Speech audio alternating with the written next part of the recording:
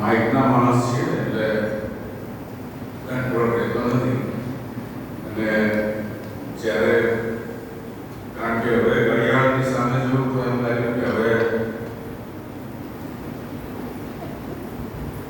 તૈયારી કરી બધી જબરદસ્ત કરીને આમાં કેવું છે તકલીફ એવી છે કે અમારા લોકોને અમારો મુદ્દો કેવો કે અમે ટોપિક તૈયાર કરીને કંઈક અલગ આવીએ અને પછી ઈશ્વર ત્યાં કોઈક નવી જ વસ્તુ અમારી પાસે બોલાવી દે. આવું વારંવાર હમણાં હું વિદેશમાં 3 મહિના પહેલા નેરોબી ગયો અને નેરોબી અને મોમ્બાસા કેન્યાની ટૂર હતી. તો ત્યાં પણ લિસ્ટ મસ્ત તૈયાર કરી નાખી કે આ ગીત અને આ વસ્તુ બોલીશું, આ બોલીશું ને પછી આ ગીત, આ બોલીશું ને પછી આ ગીત. હવે જ્યારે કાર્યક્રમ પૂરો કરતા આખું જે સભાની બધી સભા બહુ મોટા ચર્ચમાં લગભગ એવું કહે છે કે કેન્યાનો સૌથી વિશાળ સૌથી મોટાનો દેવળ હતો કે જ્યારે કમ્પ્લીટ કરીને પછી જ્યારે મેં મારો તૈયાર કરેલો જે ચોપાનીઓ જોયું ને ચોપડી આગળ અને મેં કીધું આમાં ગમે આવું થઈ જાય. એટલે આવું થતું રહે અમારા જીવનમાં કારણ કે બિલકુલ કે માઇક સાથે રહો ને નાનપણથી એટલે આ રોગ રહેવાનું. પણ એક ખાસ વાત જે મારે કહેવાની છે કારણ કે બહુ ટૂંકમાં મારે ઘણું બધું કહેવાનું છે. માસ્ટર વેલફેર વિશે પણ મને કહેવાનું હતું. મને બહુ અઘરો ટાસ્ક સાહેબે આજે આપી દીધો છે કે એક જ પેલું કેવું કે એનાથી 2 બાણ કાઢવાના છે એટલે મારે એક જ પેલું કેવું કે એક ધનુષથી 2 બાણ મારવાના છે. So I need some more techniques. 5 minute તમારી વધારે લઈશ પણ એનાથી પછી વિશેષ તો નહીં કરું. જે સેવાકીય જે ક્ષેત્ર છે, સેવાકીય ક્ષેત્ર, એ સેવાકીય ક્ષેત્ર કે જેમાં વિવિધ સેવાઓ છે કે બાળકીય સેવા હોય, કોયરની સેવા હોય, સન્ડે સ્કૂલની સેવા હોય, મહિલા સંગઠનની સેવા હોય કે પછી સિનિયર સિટીઝનની સેવા હોય કે પછી અગત્યની સેવા તો રહી ગઈ પાસ્ટોરલ કમ્યુનિટી સેવા હોય. આ દરેક સેવાની અંદર જો આપણે આમ જોવા જઈએ ને તો આ મંડળીના આકાર પ્રમાણે આ મંડળીનો જે આકાર છે ને આપણા જે દેવળનો આકાર છે ને એ પ્રમાણે સેવાઓ વહેંચાઈ જાય. બરાબર? હું તમને એની ખાસ એનું ઉદાહરણ આપું તો આ જે છત છે ને છત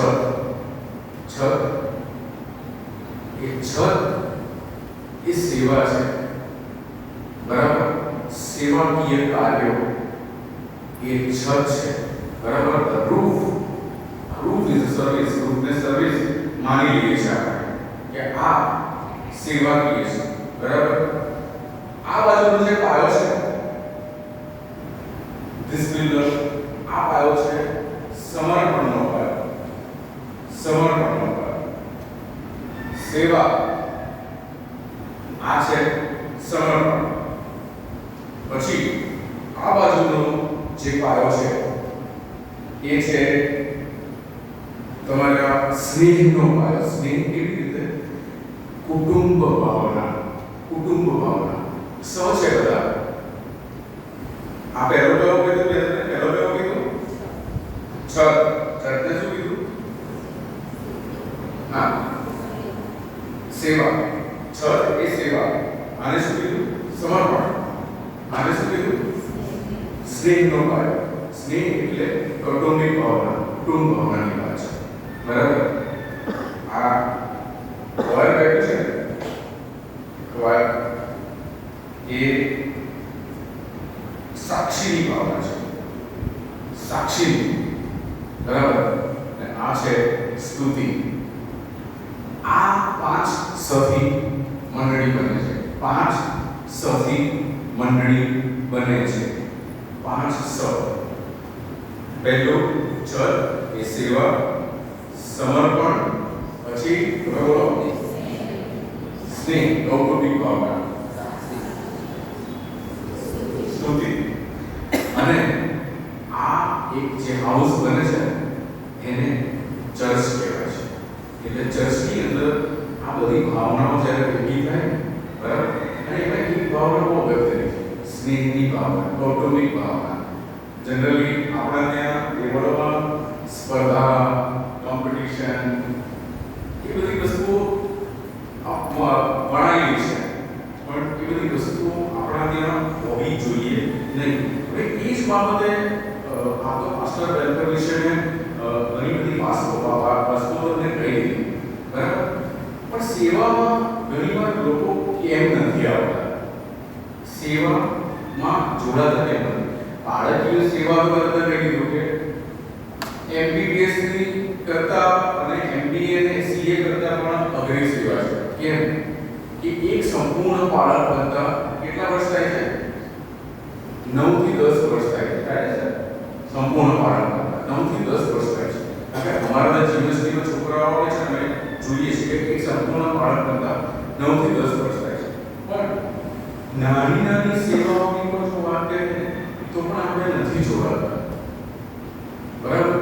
એ કેમ નથી જોડાતા? આપણે એમ થાય છે કે ભાઈ આ સ્ટીવ બેઠો છે, આ સ્ટીવ કરી લેશે, બરાબર, આ દિલીપ સાહેબ બેઠા છે, આ દિલીપ સાહેબ કરી લેશે, ભાઈ મંડીના ક્વાયરના પેલા લોકો છે એ કરી લેશે, પેલા પિનાકીભાઈ છે એ કરી લેશે, પેલા ભાઈ છે એ કરી લેશે. એમ કરીને આપણે સેવામાં જોડાતા. હવે આ બાબતના લીધે હું તમને મેઇન જે વસ્તુ કહેવા માંગુ છું એ છે કે રાજાની સ્ટોરી તમે જાણો છો. એક મોટો હોજ છે. એક મોટા હોજમાં રાજાએ જાહેર કર્યું કે ભાઈ ઢંઢેરો પીટાવ્યો કે આજે આખી રાતમાં મારા હોજમાં બધાએ એક લોટો ભરીને દૂધ નાખ્યું. મારા હોજમાં બધા નગરવાસીઓએ એક લોટો ભરીને દૂધ નાખવું. રાઈટ, એવું રાજાએ જાહેર કર્યું, બરાબર. પ્રજા તો મારા જેવી, બરાબર. તો એક જણો થયો અને ગયો કે બીજાનો દૂધ નાખવાના છે એટલે વ્હાઇટનેસ તો આવી જવાનો છે, સફેદ કલર તો આવી જવાનો છે, તો લાવ ને હું એક લોટો પાણી નાખી દઉં, બરાબર. પછી પાછો બીજો ગયો તો બીજો કે કોન્ફિડન્સ છે કે રાજાએ કીધું છે એટલે દૂધ તો લોકોને આપવાના જ નાખવાના, તો લાઈને હું પાણી નાખી દઉં. બીજી દિવસે સવારે રાજા વિઝિટમાં આવે છે ત્યારે રાજા ડરી જાય છે અને રાજાના સેનાપતિઓ બી નહીં કરી જાય કે આખો અવાજ ભરી તો પાણી છે, તો આવું કેમ? તો આપણે આ કહીએ છીએ કે આશીષ ક્રિશ્ચિયન સેવા નહીં કરે, એની માટે તો આરો ક્રિશ્ચિયન છે ને, આરો કહી લે છે ને, બરાબર. તમારા ડિરેક્ટર છે ને એ કહી લે છે ને, તો આશીષ ક્રિશ્ચિયન સેવા નહીં કરે. આશીષ ક્રિશ્ચિયન તો પાણી નાખ્યો છે, એ દૂધ નહીં નાખે. તમારો પેલો પેલી વ્યક્તિ છે કે કોઈ માણસ છે કે એ સેવામાં નહીં જાય, એ દૂધ નહીં નાખે, એ તો પાણી જ નાખશે. એટલે આ જે ઇનિશિયેટિવ છે ને, એ ઇનિશિયેટિવ મિત્રો તમારે અમારે લેવાનો છે કે ભાઈ ના, આ મારી ફરજ છે. જેમ આ લોકો ઇનિશિયેટિવ લઈ રહ્યા છે, આ લોકો ઇનિશિયેટિવ લઈ રહ્યા છે. આ તેડું સૌથી અઘરું તેડું છે સાહેબ. બાળકનું તેડું સૌથી અઘરું તેડું છે. જુવાનીમાં સમજણ પડે ને, મારા જીવનની છોકરાઓ આવે છે, હું જોઉં છું, સમજણા થાય છે ને ત્યાં મા બાપ છોડી દે છે. કેટલી વાર મળે છે વર્ષમાં મા બાપને આ લોકો છોકરાઓ નથી મળતા. આ તેવું પોગરું છે. રવિવારે છે ને આમ સૂટ પહેરીને નાતાલે જાય છે અને પછી ખબર પડે છે, સૂટ પહેરીને આમ પરફ્યુમ નાખીને, અને પછી ખબર પડે છે કે બિરયાની તો ખાવા મળશે કે નહીં મળે, પણ મારે હમણાં દોડવાની ગતિવિધિ કરાવવી પડશે. એ આરોપો છે કે એ લોકોનો કોઈ એસ્યોરન્સ નથી, કોઈ વસ્તુ ફિક્સ નથી. બર્થડે પોતાના જન્મદિવસ હું એવા બાળકોને ઓળખું છું કે જે પોતાના જન્મદિવસની સભા રાખેલી હોય છે, ગોઠવેલી હોય છે, પણ એ સભામાં પહોંચતા બધાનું ડિનર પૂરું થઈ જાય ત્યારે સભામાં પહોંચે. કારણ કે બાળક એ 24/7ની સેવામાં જોડાયેલા છે, બરાબર. અને એ બાળકને તમારે મિત્ર બનીને તમારે એમનો સપોર્ટ કરવાનો છે. આની અંદર જે આપણે વાંચ્યું એમાં એનોસિફરસની જે વાત છે, હવે એનોસિફરસ જે એનો ઉલ્લેખ વારંવાર થયો નથી, ખાલી તિમોથીના બીજા પત્રમાં એનોસિફરસનો ઉલ્લેખ થયો છે. પણ પાઉલ પ્રેરિત, હું એવું માનું છું, મારું પર્સનલી એવું માનવું છે કે જો ક્રિશ્ચિયનિટી જગતમાં ટોપ ઉપર છે, ખ્રિસ્તીપણું જગતમાં ટોપ પર છે, તો એનું સૌથી મોટું કારણ એ પાઉલ પ્રેરિત છે. સૌથી મોટું કારણ પાઉલ પ્રેરિત છે. સૌથી વધારે ખ્રિસ્તી ધર્મને જો ફેલાવનાર કોઈ વ્યક્તિ હોય તો પાઉલ પ્રેરિત છે. પણ પાઉલ પ્રેરિતને પણ સપોર્ટરની જરૂર પડી.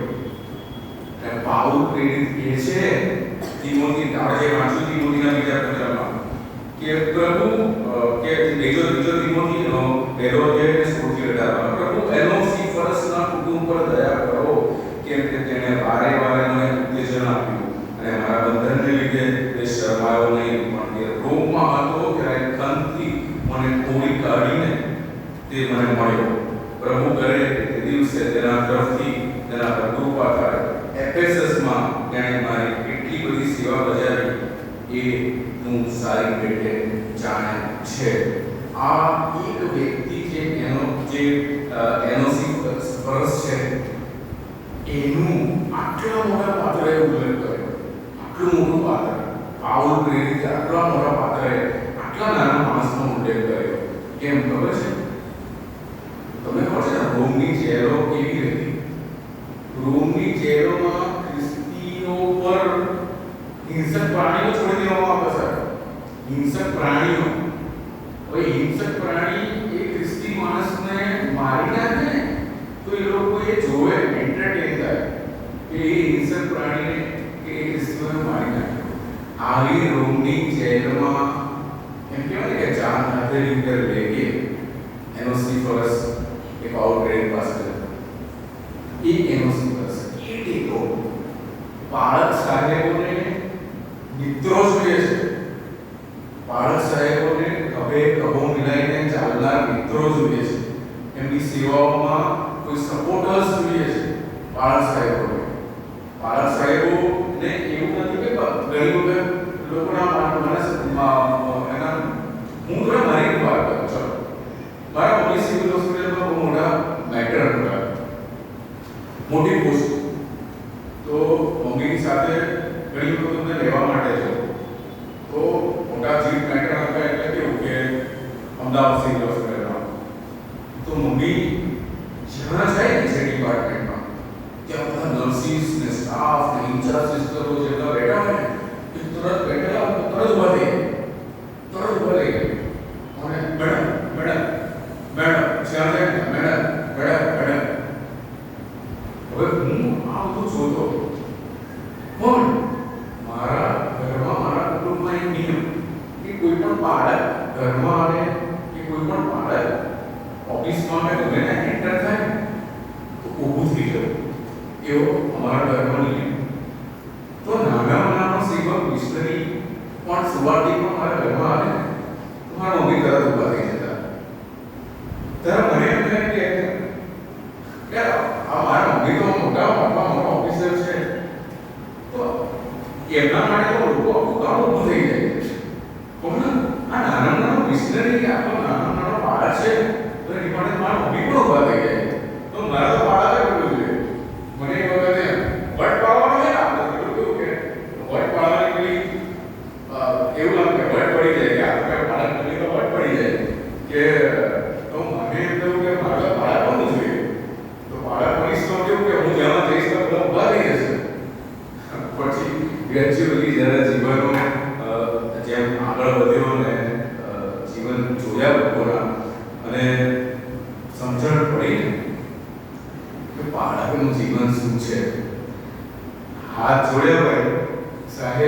આ બાળકનું જીવન જીવવું એ મારા માટે શક્ય નથી.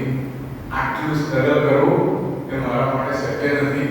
બાઇકો પર ને ક્યાં કેટલા કિલોમીટર જવું, બરાબર. સાહેબની કાલે હું સાક્ષી સાંભળતો હતો. કોવિડ વખતે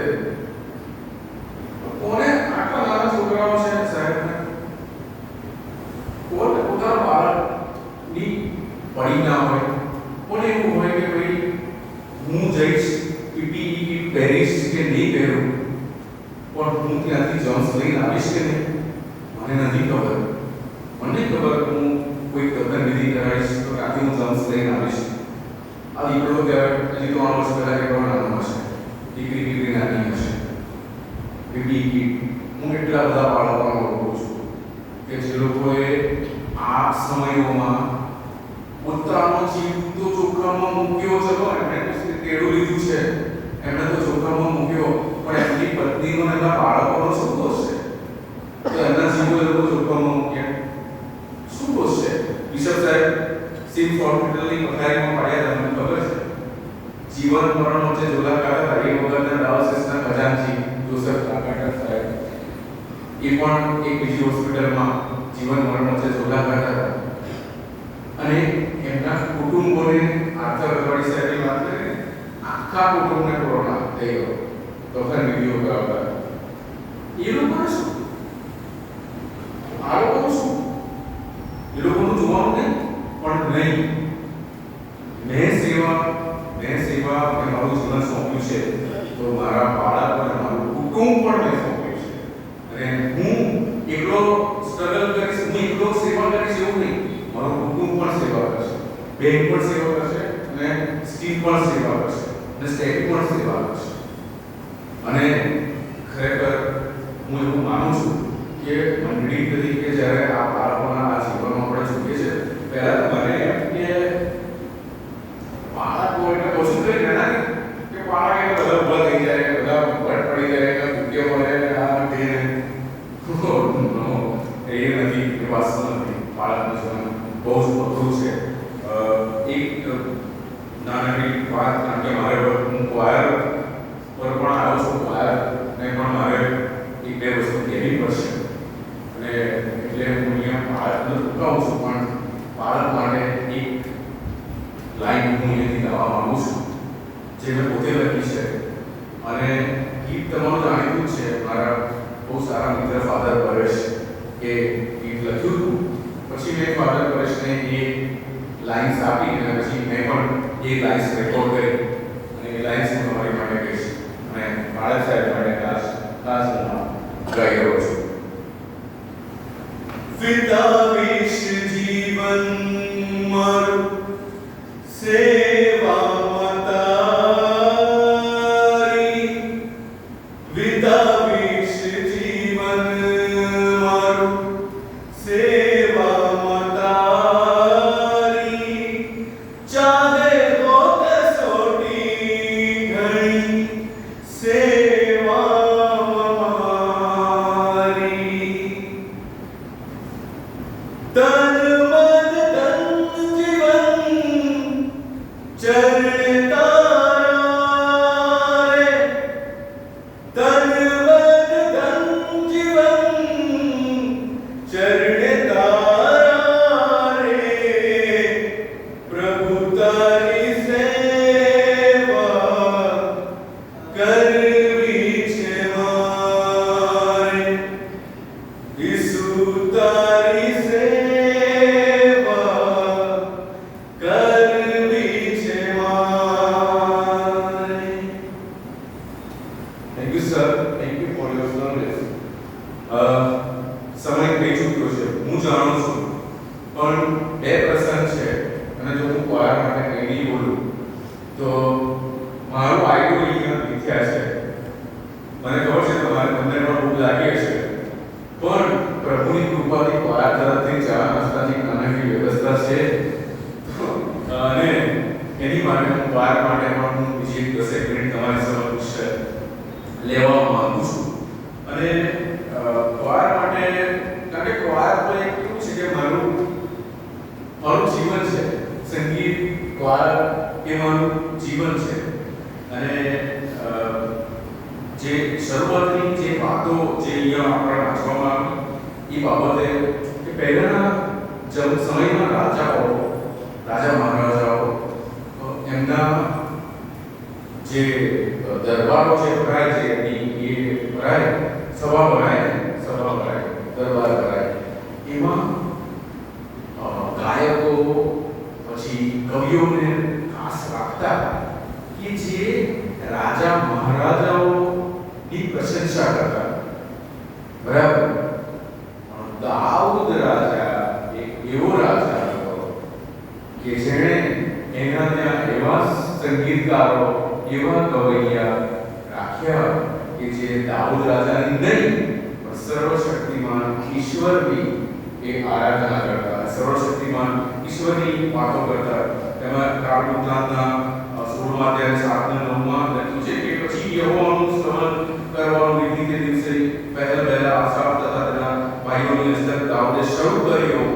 યહોવાનો આભાર માનો, તેનો મહિમા ગાઓ, લોકોમાં તેના કૃત્યો જાહેર કરો, તેના ગુણગાન કરો અને તેની સ્તુતિ ના ગીતો ગાઓ અને તેના સર્વ અદ્ભુત કામોનું મનન કરો.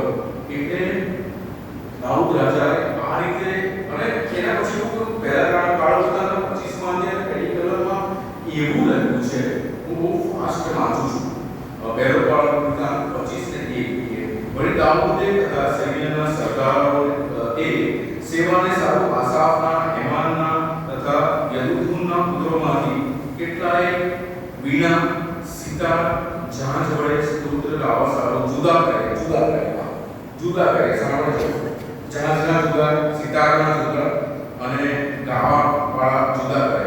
અને તેઓએ સોંપેલી સેવા પ્રમાણે કામ કરનારાઓની ગણતરી આ પ્રમાણે પછી એ પ્રમાણે ઉલ્લેખ કર્યો છે પહેલા કાળવૃત્તાંત 25 અને 1 માં. તો આ બાબતે હું ક્વાયર માટે કહેવા માંગુ છું. આપ સર્વ જાણો છો કે સંગીતના 7 સ્વર છે. કયા 7 સ્વર છે? કોઈ પૂછે કે છે ક્વાયર સિવાય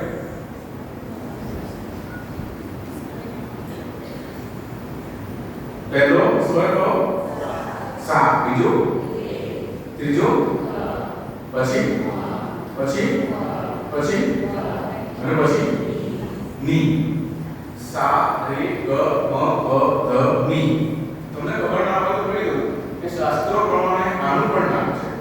સાને ષડસ કહે છે, રેને રિષભ કહે છે, ગને ગંધાર કહે છે, મને મધ્યમ કહે છે, મને પંચમ કહે છે, તને દૈવત કહે છે અને નીને નિષાદ કહે છે. એટલે એના પણ નામ છે.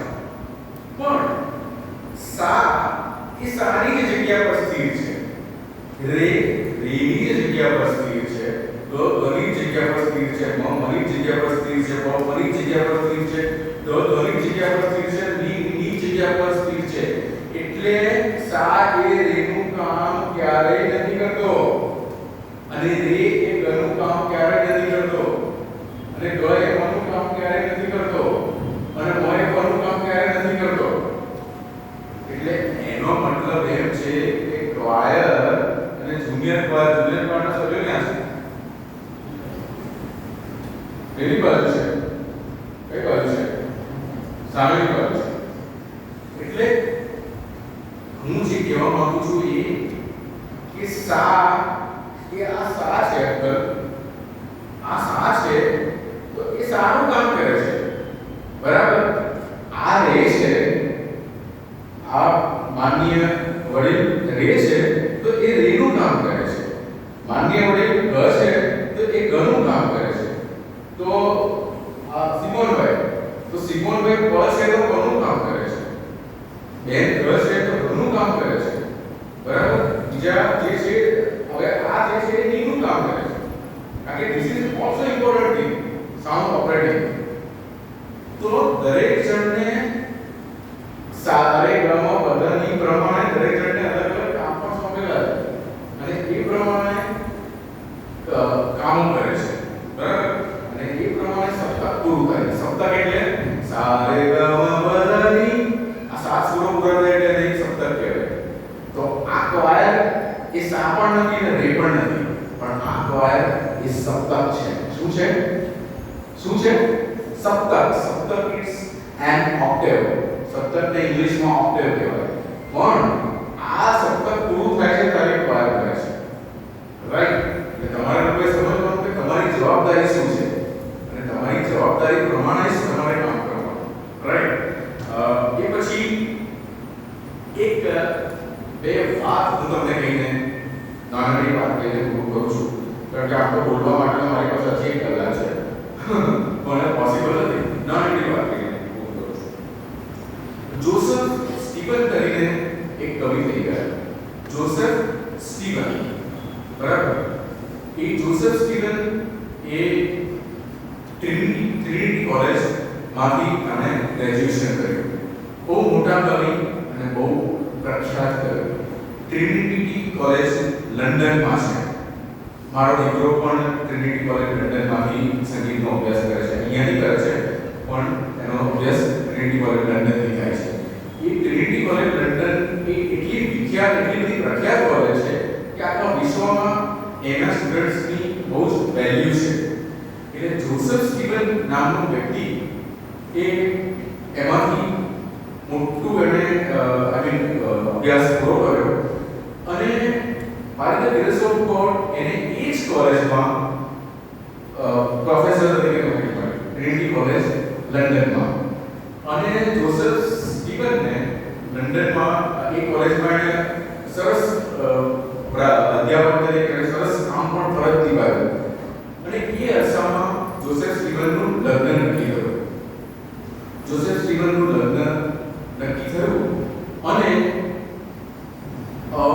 એ જ અરસામાં થેમ્સ નદી છે ત્યાં ઇંગ્લેન્ડમાં, અને થેમ્સ નદીમાં ભયંકર પૂર આવ્યું. અને બધું લંડન અને આસપાસનું બધું અસ્તવ્યસ્ત થઈ ગયું. તો એ નદીના કિનારા પર જ નજીક જ જોસેફ સ્ટીવનનું ઘર હતું. તો જે જોસેફ સ્ટીવન છે ને એની મમ્મી એ નદીના કિનારા પાસે એ લોકો બેઠા હતા અને જોજો માણસનું જીવન કેવું હોય છે. અને એ કિનારા પર તરતી એક લાશ એમણે જોઈ અને એ લાશ જોસેફ સ્ટીવનના મમ્મીએ બહાર કાઢી અને બંને મળીને જોયું ને એ લાશ તરફ જ્યારે જોયું ત્યારે બહુ આશ્ચર્યજનક રીતે એ લાશ જે જોસેફ સ્ટીવનની ફિયોન્સી હતી એની હતી. બહુ જ લોકો મરી ગયા એ પૂરમાં અને એ લાશ એ એની જે ફિયોન્સી હતી, જેની સાથે લગ્ન નક્કી થયું એની હતી. અને કવિઓ ને ગાયકો ને જે કલાકારો છે ને એ બહુ જ લાગણીશીલ હોય, સખત લાગણીશીલ હોય, અતિશય લાગણીશીલ. જેટલો કલાકારની અતિશય લાગણીશીલ હોય ને એટલો એ સારો કલાકાર. એટલે જોસેફ સ્ટીવનથી પછી લંડનમાં રોકાવાયો નહીં. એમણે મોટું જહાજ પકડીને કેનેડા શિફ્ટ થઈ ગયા અને જોસેફ સ્ટીવને કેનેડાની અંદર અધ્યાપક તરીકે ત્યાં પણ એમણે કામ કર્યું. અને કેનેડામાં કામ કરતા એમને એક એમની સાથે સહ નોકરી કરતી હતી. એ છોકરી સાથે એમને ટ્રેન કરો અને પછી એમણે એમની સાથે લગ્ન એમનું નક્કી કર્યું. તમે વિચાર કરો માણસના જીવનો કેવા હોય છે. એ લગ્ન પછી લગભગ લગ્ન નક્કી થયા પછી લગભગ 1.5 મહિના પછી એ જે સહેરા કરીને જે પણ અધ્યાપક હતા, અધ્યાપિકા હતા, એ સહેરાને કોઈ એવી માંદગી થઈ કે એ માંદગી પકડાય છે અને લગભગ 2 મહિનાના એમના લગ્ન નક્કી થયા પછી એમનું પણ મરણ થયું. અને આ જોસેફ સ્ટીવને એમની પણ લગ્ન વિધિ કરાવી. અને જોસેફ સ્ટીવન પાસે એ સમયે બહુ જ 1.5 મહિના પછી જે ચિઠ્ઠીઓ જતી ને તો એમાંની એક ચિઠ્ઠી ગઈ જોસેફ સ્ટીવન પાસે કે જોસેફ સ્ટીવન, તમારા મમ્મી જીવન મરણ વચ્ચે લંડનમાં રોકાયા છે. હવે તમે વિચાર કરો કે જોસેફ સ્ટીવન એક મિત્ર પાસે ગયા કે કંઈક મને સાંભળવા ન મળે. ના મળ્યું જોસેફ સ્ટીવન બીજા મિત્ર પાસે ગયા, કંઈક મને સાંત્વના મળે, ના મળ્યું જોસેફ સ્ટીવન ત્રીજા મિત્ર પાસે ગયા, કંઈ મને સાંત્વના મળે, ના મળ્યું. પણ પછી જોસેફ સ્ટીવન ઘૂંટણે પડીને સૌથી મોટા મિત્ર પાસે ગયા અને એ મિત્ર પાસેથી જોસેફ સ્ટીવનને સાંત્વના મળી. બીજો સંદેશ મળ્યો કે તમારા મમ્મી હવે ઠીક છે. અને જે મિત્ર પાસે એમણે ઘૂંટણે પડીને પ્રાર્થના કરી, એ મિત્ર તો તમારો અને મારો પણ મિત્ર છે, અને એ તો ઈસુ. અને એ જોસેફ સ્ટીવન એમણે એક ગીત લખ્યું ને એ ગીત તમારા બધાના ભજન સંગ્રહમાં શોધી કાઢો. 205 નંબરનું ગીત છે, કાઢો તમારા ભજન સંગ્રહ, અને 205 નંબર પર જોસેફ સ્ટીવન તમને જોવા મળશે. અને એ ગીત તો છે કે ઈસુ જેવો મિત્ર કોણ છે, જેને કહીએ શોકને પાર, કેવો મોટો હકે આપણે કરીએ અરજ પ્રભુવા. કેટલી શાંતિ કોઈએ વળી લેકે અંતા ત્રાસ, કેમ કે બધી ચિંતા લઈને જતા નથી ઈસુ પાસ. આ જોસેફ સ્ટીવન, જેમણે આ તો એક ગીત છે, એવા અનેક ખ્રિસ્તી ગીતો એ જોસેફ સ્ટીવને લખ્યા છે. અને છેલ્લી વાત હું તમને કહીશ કે ટાઇટેનિક જહાજ જ્યારે ડૂબી ગયું ત્યારે ટાઇટેનિક જહાજના જે બેન્ડ લીડર હતા એમનું નામ હતું હાર્ટલી, જે બેન્ડ લીડર હતા. તમને ખબર છે કે ટાઇટેનિક જહાજમાં સેફટી બોટ્સની વ્યવસ્થા કરવામાં આવી હતી. એટલે કે જે લોકો વેલ નોન હતા, એમને એ સેફટી બોટથી પાછા લઈ જવાના હતા. જે લોકો જાણીતા હતા, બહુ મોટા માણસો હતા, એ લોકોને. એટલે હાર્ટલીને બેન્ડના જે માસ્ટર હતા, જે તમારા લીડર્સ છે એ પ્રમાણે કે માસ્ટર હતા, એમને એવું કહેવામાં આવ્યું કે હાર્ટલી, તમે સેફટી બોટમાં જતા રહો અને તમે બચી જશો, તમારો જીવ બચી જશે.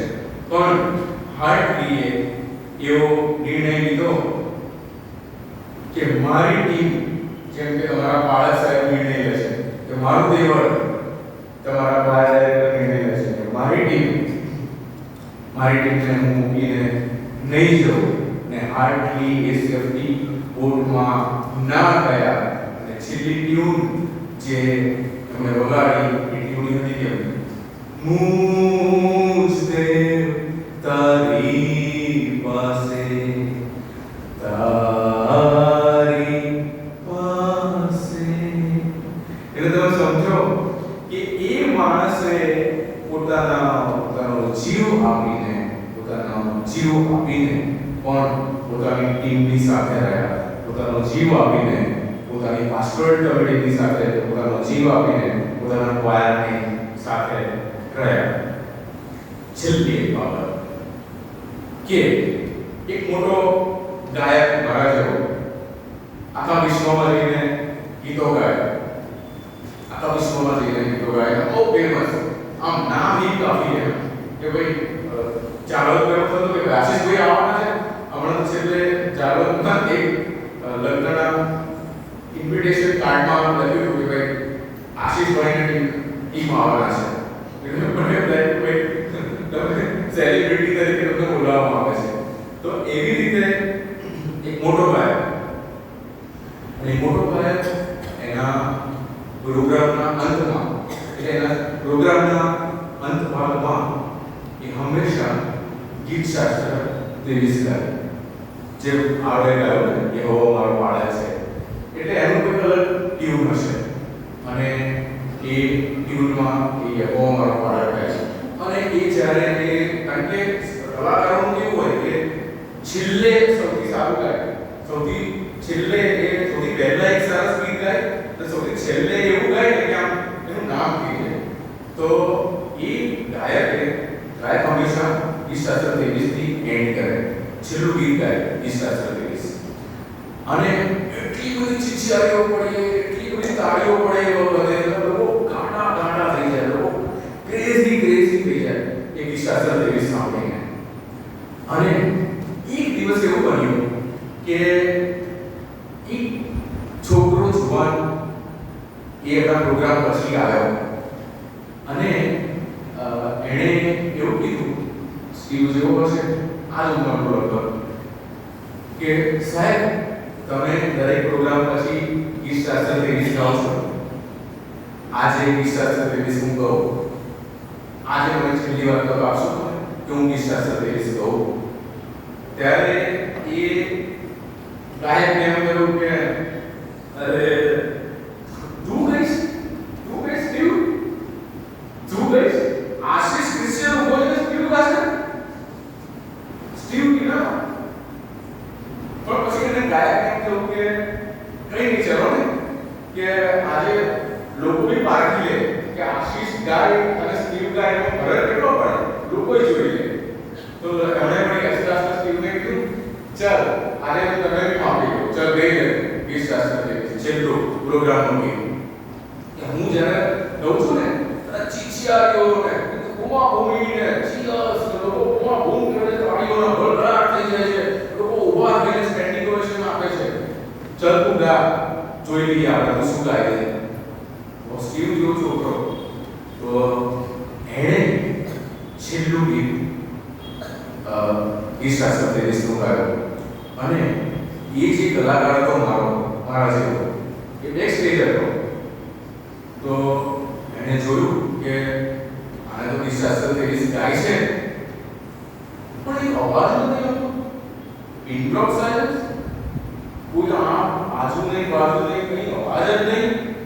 એટલે એણે એના પાછળ જે લોકોની સાથે હતા એને એવું કીધું, જોયું ને કે સ્ટીવને ના પાડી દે કે સ્ટીવ તું ના ગઈશ, તારો ક્લાસ નહીં મારી આગળ, તું શું છે આજકાલનો બચ્ચું, તારો ક્લાસ નહીં મારી આગળ, તું શું ગાવાનો, બરાબર ને એમ કરીને પેલા હું જઈને કહું હવે આશીષ ક્રિશ્ચિયન જઈને ગાશે એટલે આજી ટીવી ચીસો પડશે, બધી ટીવી ચીચિયારી પડશે. ત્યારે મારા જેવો માણસ, મારા જેવો કલાકાર આગળ લઈને જુએ છે ત્યારે આખું કોમ્પ્લિકેશન, આખી જે સભા છે ને એ ધ્રુસકે રડતી હોય છે, આખી સભા ધ્રુસકે રડતી હોય છે. અને એ વખતે જે મોટા કલાકાર છે એ કલાકારને એમ કહે છે કે વોટ ઇઝ ધીસ, આ શું થયું, આટલા બધા લોકો લાગણીશીલ થઈ ગયા, આટલા બધા લોકોની અંદર ફીલ આવ્યું, વોટ ઇઝ ધીસ. સ્ટીવે તો શું કરી નાખ્યું કે આશીષ ક્રિશ્ચિયનનો ક્લાસ કસોનારો અને સ્ટીવ આટલો બધો લોકોની મંત્રમુગ્ધ થઈ ગયા, લોકોની આંખોમાં આંસુ છે, લોકો ધુસકે રડે છે. ત્યારે એ મોટા કલાકારે એ જુવાન છોકરાને પૂછ્યું કે તે તો શું કર્યું બેટા, દીકરા ત્યાં શું કર્યું કે લોકો આટલા મંત્રમુગ્ધ થઈ ગયા, લોકો ધુસકે રડે છે.